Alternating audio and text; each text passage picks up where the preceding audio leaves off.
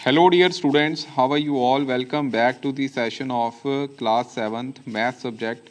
Today we will discuss about our chapter triangles and we will do the exercise related to this chapter. First of all, we should know that what are triangles.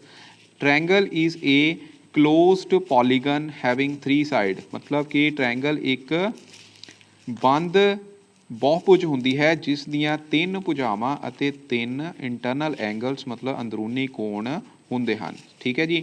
ਸੋ ਪਿਆਰੇ ਵਿਦਿਆਰਥੀਓ, ਇਹਦੇ ਵਿੱਚ ਜਿਹੜੇ internal angles ਨੇ, ਅੰਦਰੂਨੀ ਕੋਣ ਹੈਗੇ ਆ, ਉਹ ਕਿਹੜੇ ਕਿਹੜੇ ਬਣਦੇ? ਇੱਕ ਤਾਂ ਬੱਚੋ ਇਹਦੇ ਵਿੱਚ ਐਂਗਲ ਏ ਬਣਦਾ ਪਿਆ ਇੰਟਰਨਲ ਐਂਗਲ, ਦੂਸਰਾ ਬੀ ਤੇ ਤੀਸਰਾ ਹੈਗਾ ਐਂਗਲ ਸੀ। ਇਸੇ ਤਰ੍ਹਾਂ ਬੱਚੋ ਇਹਦੀਆਂ ਸਾਈਡਸ ਜਿਹੜੀਆਂ ਨੇ ਉਹ ਕੀ ਹੈ? ਪਹਿਲਾਂ ਏ ਬੀ ਸਾਈਡ ਹੈ, दूसरी हैगी है BC साइड तो तीसरी हैगी है CA साइड। ठीक है। इस इंटरनल एंगल्स ਨੂੰ ਅਸੀਂ ਕਿਸੇ ਹੋਰ ਵੇ ਨਾਲ ਵੀ ਲਿਖ ਸਕਦੇ ਹਾਂ। ਉਹਦੇ ਲਈ ਤੁਸੀਂ ਕਿੱਦਾਂ ਯਾਦ ਕਰਨਾ ਹੈ? ਤੁਸੀਂ ਇੱਥੇ ਸਰਕਲ ਲਗਾ ਲਓ, ਇੱਥੇ A ਲਿਖ ਲਓ, ਇੱਥੇ B ਲਿਖ ਲਓ, ਇੱਥੇ C ਲਿਖ ਲਓ। ਠੀਕ ਹੈ। ਸਭ ਤੋਂ ਪਹਿਲਾਂ ਅਸੀਂ B ਐਂਗਲ ਬਾਰੇ ਲਿਖਣਾ ਹੈ ਤਾਂ ਉਹਨੂੰ ਕਿੱਦਾਂ ਲਿਖਾਂਗੇ? Angle ABC। ਠੀਕ ਹੈ। ਐਂਗਲ ABC ਇਹ ਹੋ ਗਿਆ। ਉਸ ਤੋਂ ਬਾਅਦ B ਤੋਂ ਸ਼ੁਰੂ ਕਰ ਦਿਓ, ਫਿਰ ਬਣ ਜਾਏਗਾ BCA यानी कि एंगल BCA ਤੇ ਤੀਸਰਾ ਬੱਚੋ ਤੁਸੀਂ ਕਿੱਦਾਂ ਲਿਖ ਸਕਦੇ ਆ? Angle CAB। ਠੀਕ ਹੈ। ਤਾਂ ਇਹ ਤਿੰਨੋਂ ਐਂਗਲਸ ਨੂੰ ਅਸੀਂ ਇਸ ਤਰ੍ਹਾਂ ਸੌਖੇ ਤਰੀਕੇ ਨਾਲ ਵੀ ਲਿਖ ਸਕਦੇ ਹਾਂ। ਠੀਕ ਹੈ। ਸੋ ਪਿਆਰੇ ਵਿਦਿਆਰਥੀਓ, ਇਹਦੀ ਡੈਫੀਨੇਸ਼ਨ ਨੂੰ ਸਾਰੇ ਬੱਚੇ ਨੋਟ ਕਰੋ। ਟ੍ਰਾਇੰਗਲ ਨੂੰ ਪੰਜਾਬੀ ਦੇ ਵਿੱਚ ਕੀ ਆਖਦੇ ਹਨ? ਤ੍ਰਿਭੁਜ। ਤ੍ਰਿਭੁਜ ਇੱਕ ਬੰਦ ਆਕ੍ਰਿਤੀ ਹੈ ਜਿਸ ਦੀਆਂ ਤਿੰਨ ਭੁਜਾਵਾਂ ਅਤੇ ਤਿੰਨ ਕੋਣ ਹੁੰਦੇ ਹਨ। ਠੀਕ ਹੈ। ਇਸ ਨੂੰ ਤੁਸੀਂ ਆਪਣੀ ਕਾਪੀ ਦੇ ਉੱਪਰ ਲਿਖ ਲੈਣਾ ਹੈ। ਸੋ ਪਿਆਰੇ ਵਿਦਿਆਰਥੀਓ, ਨੈਕਸਟ ਟੌਪਿਕ ਸਾਡਾ ਹੋਏਗਾ ਕਲਾਸੀਫਿਕੇਸ਼ਨ ਆਫ ਟ੍ਰਾਇੰਗਲਸ, ਮਤਲਬ ਕਿ ਤ੍ਰਿਭੁਜਾਂ ਦੀਆਂ ਕਿਸਮਾਂ। ਠੀਕ ਹੈ। ਅਸੀਂ ਕਿਸਮਾਂ ਬਾਰੇ ਪੜਾਂਗੇ ਬੱਚੋ। ਟ੍ਰਾਇੰਗਲਸ ਨੂੰ ਅਸੀਂ ਦੋ ਬੇਸਿਸ ਤੇ ਕਲਾਸੀਫਾਈ ਕਰਦੇ ਹਾਂ। ਇੱਕ ਉਹਨਾਂ ਦੀਆਂ ਸਾਈਡਾਂ ਮਤਲਬ ਭੁਜਾਵਾਂ ਦੇ ਬੇਸਿਸ ਤੇ, ਦੂਸਰਾ ਉਹਨਾਂ ਦੇ ਐਂਗਲ ਦੇ ਬੇਸਿਸ ਤੇ। ਠੀਕ ਹੈ। ਜਦੋਂ ਅਸੀਂ ਬੇਸਡ ਔਨ ਸਾਈਡਸ ਮਤਲਬ ਭੁਜਾਵਾਂ ਦੇ ਬੇਸਿਸ ਤੇ ਅਸੀਂ ਡਿਫਾਈਨ ਕਰਦੇ ਹਾਂ ਤਾਂ ਬੱਚੋ ਉਹਦੇ ਵਿੱਚ ਸਭ ਤੋਂ ਪਹਿਲਾਂ ਜਿਹੜੀ ਤ੍ਰਿਭੁਜ ਆਉਂਦੀ ਹੈ ਉਸ ਨੂੰ ਅਸੀਂ ਆਖਦੇ ਹਾਂ ਬਿਖਮਭੁਜੀ ਤ੍ਰਿਭੁਜ। ਠੀਕ ਹੈ। ਕੀ ਹੁੰਦੀ ਹੈ? ਬਿਖਮਭੁਜੀ ਤ੍ਰਿਭੁਜ। ਬਿਖਮਭੁਜੀ ਤ੍ਰਿਭੁਜ ਦਾ ਮਤਲਬ ਕੀ ਹੈ? ਜਿਸ ਨੂੰ ਅਸੀਂ ਸੈਕਲੀਨ ਟ੍ਰਾਇੰਗਲ ਵੀ ਆਖਦੇ ਹਾਂ। ਔਰ ਪਿਆਰੇ ਵਿਦਿਆਰਥੀਓ, ਇਸ ਟ੍ਰਾਇੰਗਲ ਦੇ ਵਿੱਚ ਕੋਈ ਵੀ ਭੁਜਾ ਤੇ ਕੋਈ ਵੀ ਕੋਣ ਜਿਹੜਾ ਹੈ ਉਹ ਆਪਸ ਦੇ ਵਿੱਚ ਬਰਾਬਰ ਨਹੀਂ ਹੁੰਦੇ ਹਨ। ਸਾਰੀਆਂ ਭੁਜਾਵਾਂ ਤੇ ਸਾਰੇ ਕੋਣ ਵੱਖ-ਵੱਖ ਹੁੰਦੇ ਹਨ। ਇਹਨੂੰ ਅਸੀਂ ਬਿਖਮਭੁਜੀ ਤ੍ਰਿਭੁਜ ਆਖਦੇ ਹਾਂ। ਜਿਸ ਤ੍ਰਿਭੁਜ ਦੇ ਵਿੱਚ ਦੋ ਭੁਜਾਵਾਂ ਬਰਾਬਰ ਹੋਣ ਉਸ ਨੂੰ ਬੱਚੋ ਅਸੀਂ ਆਖਦੇ ਹਾਂ ਸਮ ਦੋ ਭੁਜੀ ਤ੍ਰਿਭੁਜ। ਠੀਕ ਹੈ। ਸਮ ਦੋ ਭੁਜੀ ਤ੍ਰਿਭੁਜ। ਤ੍ਰਿਭੁਜ ਦਾ ਸਿੰਬਲ ਬੱਚੋ ਇਹ ਹੁੰਦਾ ਹੈ। ਠੀਕ ਹੈ। ਇਸ ਨੂੰ ਅਸੀਂ ਆਈਸੋਸਲੀਸ ਟ੍ਰਾਇੰਗਲ ਇੰਗਲਿਸ਼ ਦੇ ਵਿੱਚ ਆਖਦੇ ਹਾਂ। ਸਾਰੇ ਬੱਚਿਆਂ ਨੇ ਯਾਦ ਰੱਖਣਾ ਹੈ। ਠੀਕ ਹੈ ਜੀ। ਤਾਂ ਇਹਦੇ ਵਿੱਚ ਕੀ ਹੈ? ਕੋਈ ਦੋ ਭੁਜਾਵਾਂ ਜਿਹੜੀਆਂ ਬਰਾਬਰ ਹੁੰਦੀਆਂ ਤੇ ਉਹਨਾਂ ਦੋ ਭੁਜਾਵਾਂ ਨੂੰ ਬਣਾਉਣ ਵਾਲੇ ਤੀਜੀ ਭੁਜਾ ਦੇ ਨਾਲ ਜਿਹੜੇ ਐਂਗਲ ਬਣਦੇ ਨੇ ਉਹ ਬੱਚੋ ਉਹ ਵੀ ਬਰਾਬਰ ਹੁੰਦੇ ਹਨ। ਮਤਲਬ ਇਹ ਵਾਲਾ ਕੋਣ ਇਸ ਕੋਣ ਦੇ ਬਰਾਬਰ ਹੋਏਗਾ। ਠੀਕ ਹੈ। ਉਸ ਤੋਂ ਬਾਅਦ ਜੇਕਰ ਤਿੰਨੋਂ ਐਂਗਲ ਤੇ ਤਿੰਨੋਂ ਭੁਜਾਵਾਂ ਬਰਾਬਰ ਹੋ ਜਾਣ ਉਹਨੂੰ ਬੱਚੋ ਅਸੀਂ ਇਕੁਲੇਟਰਲ ਟ੍ਰਾਇੰਗਲ ਮਤਲਬ ਕੀ ਆਖਦੇ ਹਾਂ? ਸਮਭੁਜੀ ਤ੍ਰਿਭੁਜ। ਠੀਕ ਹੈ। ਕੀ ਆਖਦੇ ਹਾਂ?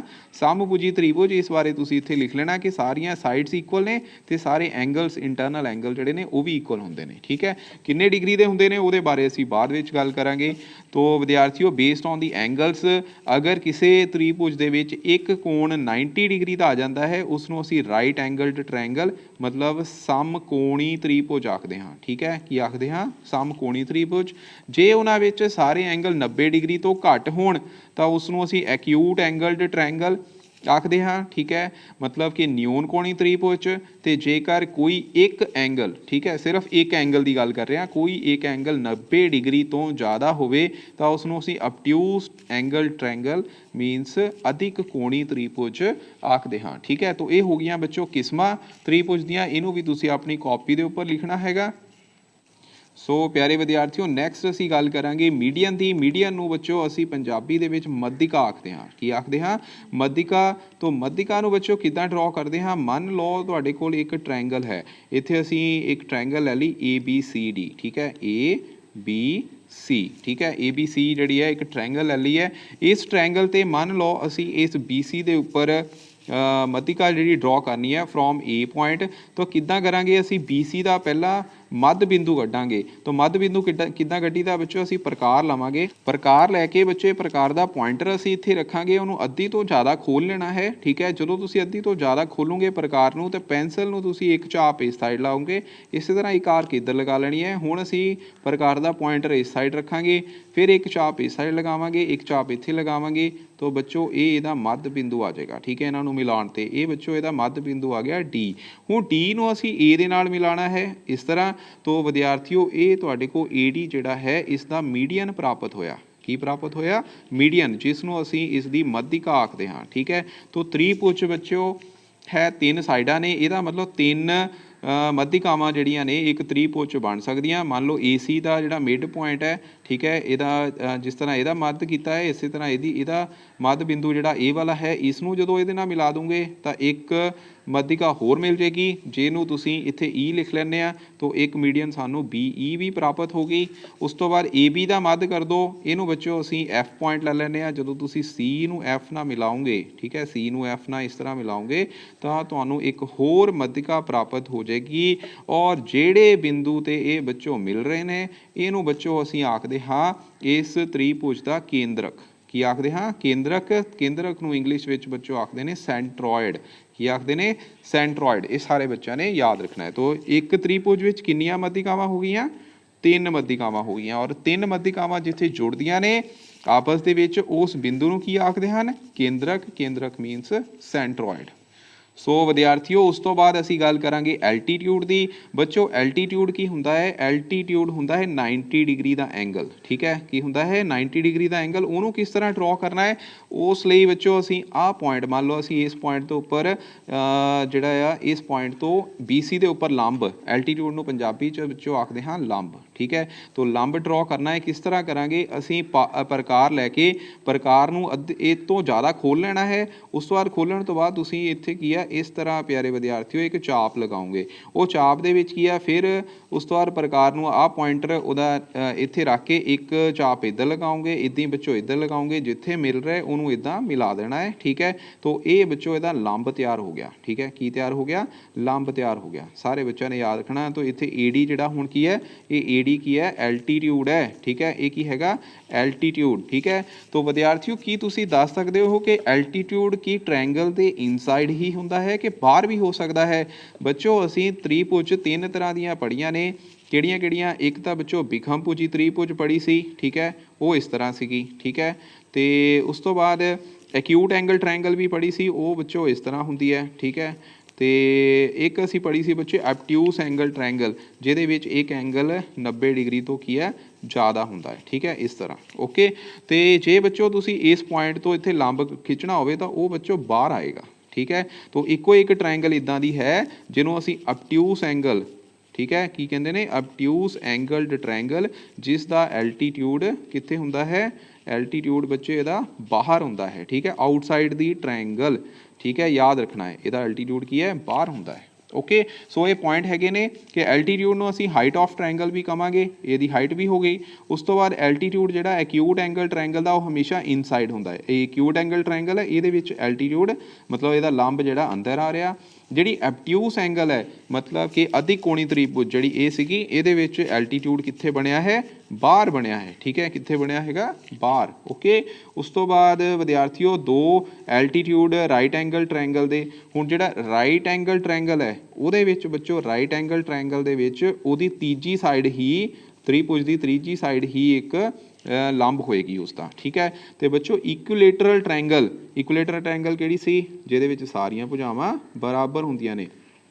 ਜੇ ਸਾਰੀਆਂ ਭੁਜਾਵਾਂ ਬਰਾਬਰ ਹੋ ਗਈਆਂ ਤਾਂ ਬੱਚੋ ਉਹਦੇ ਐਲਟੀਟਿਊਡ ਦੀ ਲੈਂਥ ਵੀ ਜਿਹੜੀ ਹੈ ਉਹ ਸੇਮ ਹੁੰਦੀ ਹੈ। ਤਾਂ ਇਹਦੇ ਐਲਟੀਟਿਊਡ ਨੂੰ ਅਸੀਂ ਮੱਧਿਕਾ ਵੀ ਇਹਦੀ ਆਖ ਸਕਦੇ ਹਾਂ। ਠੀਕ ਹੈ, ਜਿਹੜੇ ਇਕੁਲੇਟਰਲ ਟ੍ਰਾਇੰਗਲ ਹੈ ਉਹਦੇ ਜਿਹੜੇ ਐਲਟੀਟਿਊਡ ਹੁੰਦੇ ਨੇ ਉਹਦੀ ਮੱਧਿਕਾ ਵੀ ਹੁੰਦੀ ਹੈ, ਮਤਲਬ ਮੀਡੀਅਮ ਵੀ ਹੁੰਦੇ ਹਨ। ਠੀਕ ਹੈ, ਸੋ ਇਹਨਾਂ ਦੀ ਲੈਂਥ ਵੀ ਬਰਾਬਰ ਹੁੰਦੀ ਹੈ, ਯਾਦ ਰੱਖਣਾ ਹੈ। ਔਰ ਜਿੱਥੇ ਐਲਟੀਟਿਊਡ ਮਿਲ ਗਏ, ਠੀਕ ਹੈ, ਉਸ ਪੁਆਇੰਟ ਨੂੰ ਅਸੀਂ ਔਰਥੋ ਸੈਂਟਰ ਆਖਦੇ ਹਾਂ। ਠੀਕ ਹੈ, ਕੀ ਆਖਦੇ ਹਾਂ? ਪਿਆਰੇ ਵਿਦਿਆਰਥੀਓ, ਅਸੀਂ ਐਕਸਰਸਾਈਜ਼ ਕਰਨੀ ਹੈ 6.1। ਠੀਕ ਹੈ, ਇਸ ਚੈਪਟਰ ਨਾਲ ਰਿਲੇਟਡ ਫਸਟ ਐਕਸਰਸਾਈਜ਼। ਇਹਦੇ ਵਿੱਚ ਬੱਚੋ ਸਭ ਤੋਂ ਪਹਿਲਾਂ ਹੈਗਾ ਕਿ ਟ੍ਰਾਇੰਗਲ ABC ਦਿੱਤੀ ਹੈ। ਜਿਹਦੇ ਵਿੱਚ P ਬਿੰਦੂ ਜਿਹੜਾ ਹੈ ਉਹ ਮੱਧ ਹੈ, ਮੱਧ ਬਿੰਦੂ ਹੈ, ਠੀਕ ਹੈ, ਕੀ ਹੈਗਾ ਮੱਧ ਬਿੰਦੂ। ਓਕੇ, ਤੇ ਵਿਦਿਆਰਥੀਓ ਇੱਥੇ BP ਦੀ ਵੈਲਿਊ ਕਿਹਦੇ ਬਰਾਬਰ ਹੋਏਗੀ, ਮੱਧ ਬਿੰਦੂ ਹੋਣ ਕਰਕੇ BP ਕਿਹਦੇ ਬਰਾਬਰ ਹੋਣਾ ਹੈ, ਇਹ ਬੱਚੋ PC ਦੇ ਬਰਾਬਰ ਹੋਏਗਾ। ਤਾਂ ਪਹਿਲੀ ਫਿਲਅਪ ਤੁਹਾਡੀ ਇੱਥੇ ਹੋ ਗਈ, ਠੀਕ ਹੈ। ਉਸ ਤੋਂ ਬਾਅਦ ਇਹਦੇ ਵਿੱਚ ਬੱਚੋ AP ਕੀ ਹੈਗਾ, AP ਤੁਹਾਨੂੰ ਦੱਸਿਆ ਹੀ ਮੱਧ ਬਿੰਦੂ ਨੂੰ ਮਿਲਾਉਣ ਵਾਲੀ ਰੇਖਾ ਨੂੰ ਅਸੀਂ ਕੀ ਆਖਦੇ ਹਾਂ, ਉਸਦੀ ਕੀ ਆਖਦੇ ਹਾਂ, ਮੱਧਿਕਾ, ਠੀਕ ਹੈ, ਕੀ ਆਖਦੇ ਹਾਂ, ਮੱਧਿਕਾ ਮੀਨਸ ਮੀਡੀਅਨ। तो ਇੱਥੇ ਆਨਸਰ ਕੀ ਆਏਗਾ ਕਿ ਇਹ ਕੀ ਹੈਗੀ ਹੈ, ਮੱਧਿਕਾ ਹੈ, ਮਤਲਬ ਮੀਡੀਅਨ ਹੈਗਾ, ਠੀਕ ਹੈ। ਉਸ ਤੋਂ ਬਾਅਦ ਵਿਦਿਆਰਥੀਓ ਇੱਥੇ ਐਂਗਲ ADC ਬਾਰੇ ਪੁੱਛਿਆ ਹੈਗਾ। ADC ਜੇ ਆ 90 ਡਿਗਰੀ ਦਾ ਤਾਂ ਇੱਧਰ ਵੀ 90 ਡਿਗਰੀ ਦਾ ਕੋਣ ਇਹ ਹੋਏਗਾ, ਠੀਕ ਹੈ, 90 ਡਿਗਰੀ ਦਾ ਸਿੰਬਲ ਹੁੰਦਾ ਹੈ, ਠੀਕ ਹੈ। ਉਸ ਤੋਂ ਬਾਅਦ ਬੱਚੋ ਕੀ ਅਸੀਂ ਕਹਿ ਸਕਦੇ ਹਾਂ ਕਿ ਇੱਥੇ BD ਦੀ ਵੈਲਿਊ BC ਦੇ ਬਰਾਬਰ ਹੈ।